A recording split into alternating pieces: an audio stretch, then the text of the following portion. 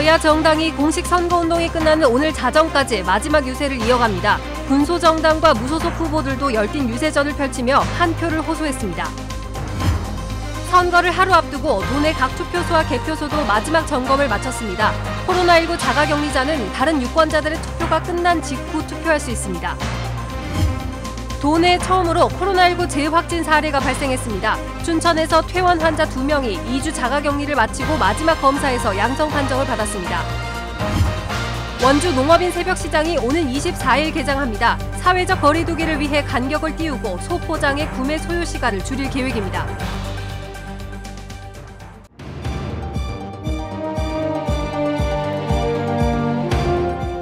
안녕하십니까. 뉴스데스크 원주입니다.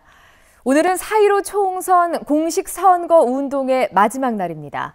선거를 하루 앞두고 후보들은 마지막 한 표를 얻기 위한 열띤 유세전을 펼쳤습니다. 황구선 기자입니다.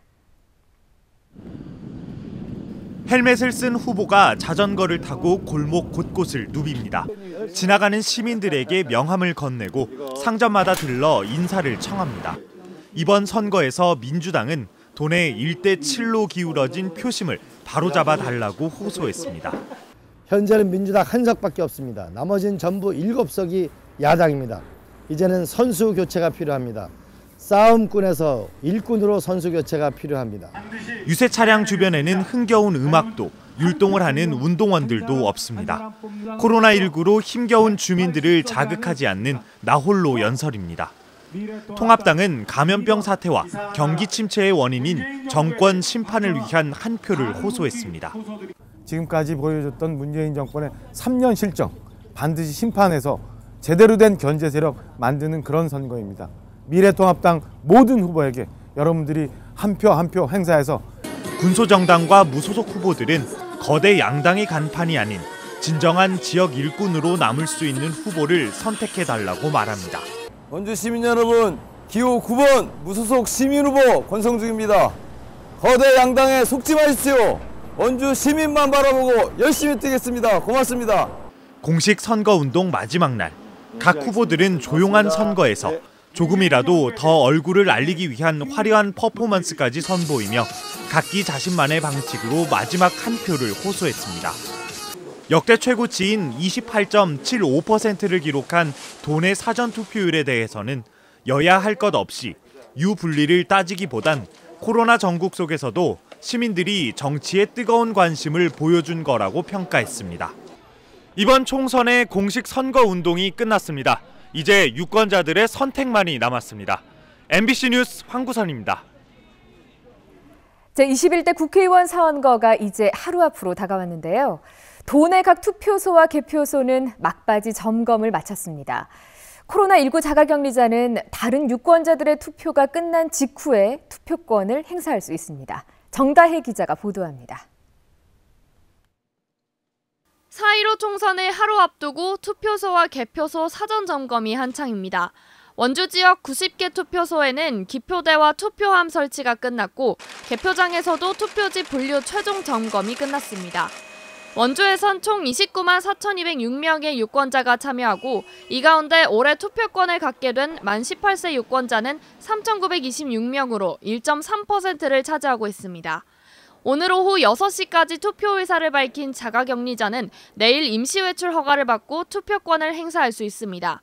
다만 발열이나 기침 증상이 없어야 하고 별도의 투표소까지 대중교통이 아닌 자차나 도보로 6시 전에 도착해 있어야 합니다. 안내위원의 지시에 따라서 별도로 투표를 하실 수 있습니다. 안내위원 같은 경우는 철저하게 방호복을 입고 일반인 투표는 사전투표와 마찬가지로 오전 6시부터 오후 6시까지 진행되고 1m 간격을 유지한 채 비닐장갑과 마스크를 착용한 뒤 투표소에 들어갈 수 있습니다. 개표는 오후 6시부터 시작되고 투표 다음 날인 16일 새벽 2시를 전후해 당선자의 윤곽이 드러날 것으로 선관위는 예상했습니다. 다만 비례투표용지가 역대 최장인 48cm인 것을 고려해 비례대표 정당 투표 결과는 16일 새벽 5시는 돼야 나올 전망입니다. MBC 뉴스 정다혜입니다. 원주에서 12일 만에 추가 확진자가 나오면서 도내 코로나 누적 확진자는 50명으로 늘었습니다. 확진자는 지난달 30일 영국에서 돌아온 28세 남성으로 공항 검역에서는 음성 판정을 받았지만 격리 해제 전 검사에서 확진 판정을 받았습니다. 접촉자인 부모는 진단 검사 결과 음성으로 확인됐습니다. 이로써 도내 누적 확진자는 50명으로 늘었고 현재 21명이 입원해서 치료를 받고 있습니다.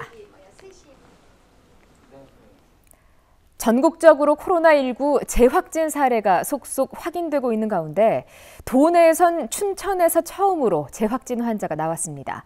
다행히 퇴원 후에도 자가격리를 유지해서 접촉자는 없고 증상도 없었습니다. 김상훈 기자입니다. 춘천 입원 환자인 30대 여성은 지난달 30일 퇴원해 2주간 자가격리를 마치고 마지막 검사에서 양성 판정이 나왔습니다. 춘천 4번 환자인 50대 여성도 지난 10일 퇴원해 자가격리에 들어갔고 3차례 진단검사 끝에 다시 양성 판정을 받았습니다. 두 환자는 특별한 증상이 없었고 접촉자도 없는 것으로 파악됐습니다. 양성 판정이 나신 두 분은요, 혼자서 자가격리를 하고 있었고요. 그다음에 외부 활동을 전혀 하시지 않으셨던 분들입니다.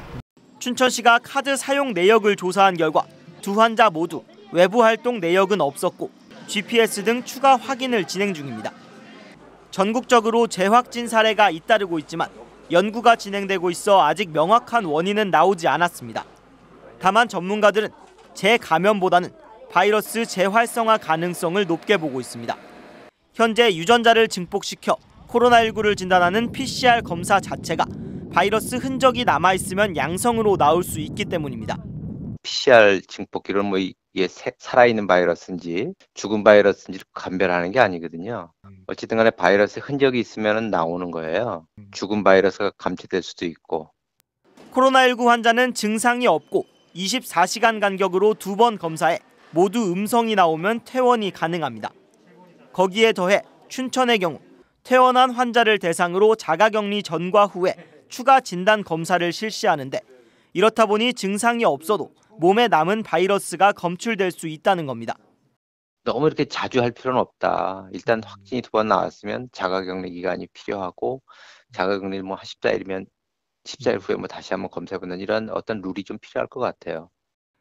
의료진들은 퇴원한 환자에 대해 지자체마다 PCR 검사 실시 기준이 다르다며 퇴원자 검사 기준과 무증상 재확진자에 대한 치료 등 통일된 가이드라인이 필요하다고 지적했습니다.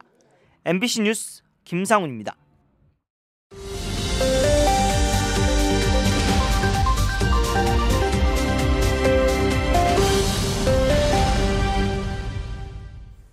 코로나19로 개학이 연기돼 긴급 돌봄이 이루어지는 초등학교에 진로체험 꾸러미가 지원되었습니다.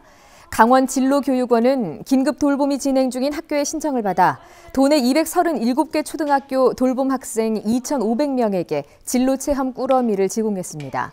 진로체험 꾸러미는 3D 아트 토이와 새싹 인삼 재배, 나무 오너먼트 꾸미기 등 놀이 중심의 진로체험 콘텐츠가 포함됐습니다. 겨울 동안 운영을 중단했던 원주 농업인 새벽시장이 오는 24일 원주천 둔치에서 개장합니다. 농업인 새벽시장 원주시 협의회는 사회적 거리 두기를 고려해 상품 판매대 간격을 충분히 확보하고 낱개로 미리 소포장해 구매 소요 시간을 줄일 계획입니다. 협의회는 신종 코로나19로 침체된 지역 농가의 판로 확대 등을 위해 오는 24일 개장을 결정했다고 설명했습니다.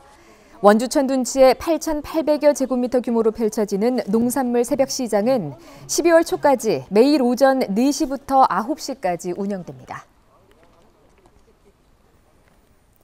영월군이 지역 농산물 판매를 활성화하기 위해서 농산물 유통사업단을 설립하고 관련 업무를 전담합니다. 이를 통해 공공기관과 기업체, 식당 등을 대상으로 지역 농산물 식자재 공급을 확대하고 전자상거래를 정착시키는 사업을 주도할 예정입니다. 또 농업인 주도의 로컬 푸드 매장도 운영해 기존의 협동조합 등에서만 출하되던 판로를 다각도로 확대한다는 계획입니다. 평창군이 보건의료원과 관내 보건지소에 13명의 신규 공중보건의사를 배치했습니다. 소아과와 치과, 흉부외과 전문의 등 13명의 신규 공중보건의는 직무교육을 마치고 지난 9일부터 정상 진료에 들어갔습니다.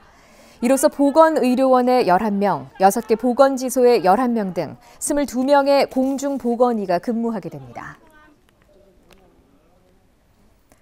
코로나19 사태로 인한 개학 연기로 가족 돌봄 휴가 비용 지원이 확대되자 신청자가 크게 늘고 있습니다. 고용노동부에 따르면 지난달 16일부터 이달 13일까지 가족 돌봄 휴가 비용 신청 건수는 7만 건을 넘었습니다. 지역별로 보면 강원, 경기, 인천이 37.4%로 가장 많았습니다.